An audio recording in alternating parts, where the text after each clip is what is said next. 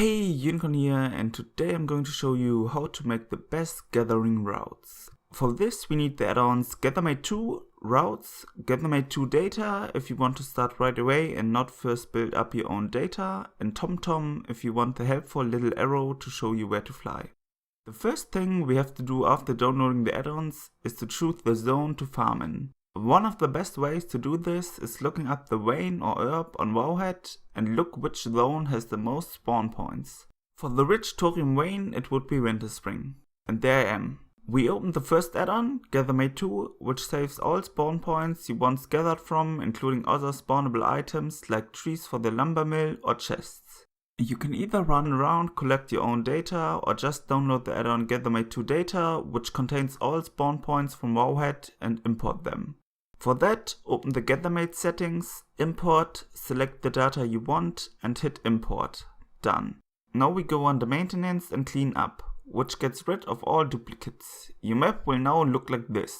To get rid of the nodes we don't need, we click on Gathermate2, where I set mining, herbing and fishing to only while tracking and archaeology to only with dig site. Now your map looks like this. We have all the thorium veins and are now going to connect them to a farming route. For this we open routes, click on add and give the route a name. Then we select the data we want and hit create. Your map is now looking like this. All nodes connected and pointing to the middle. But before we tackle that problem, we get rid of the connected ones we don't want, which in my case are the ones in the eastern and western cave. To get rid of them we go under taboos, create 2 taboos and then select the zone we don't want included in our route by dragging the endpoints around. By clicking the little dot between 2 points you can create another point to drag around. We click on our route and add the 2 taboos. Now your map looks like this.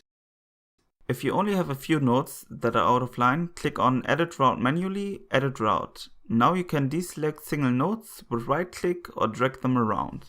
Next up is optimizing the route. For this I first cluster, which combines close waypoints into a single one. You will still see all spawn points if you follow the route. Then I choose the extra optimization for a little better result and click on foreground, which calculates the best route between the waypoints. This will freeze your screen for a bit, and if you haven't used cluster before it will most likely disconnect you. Your map should now look like this, and if I turn off the nodes we can see the beautiful route we created. You can start farming, and if you want to you can activate TomTom to direct you to the waypoints.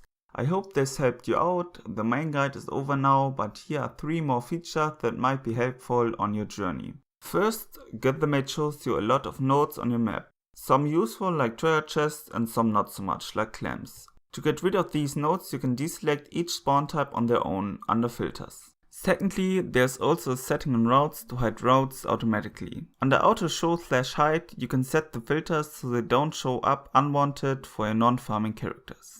And the last feature I present you is the bare route. Under routes you can not only create routes for nodes but for anything. For example, if you have a gold farm with different places you need to go to, or if you're searching for the mysterious camel statue in Uldum to get the grey riding camel. To make such a route I first add TomTom waypoints for each location and then head into routes, add, name my route and create a bare route. This set 3 waypoints which I'm going to manually edit and drag over each TomTom waypoint. Once that's finished I click on foreground, and just like that I have the perfect grey camel farming route. Thank you for watching this video. I'll try to answer every question you still have. Bye. The difference between all the limited supply guides out there and my add-on is that my add-on contains all the recipes.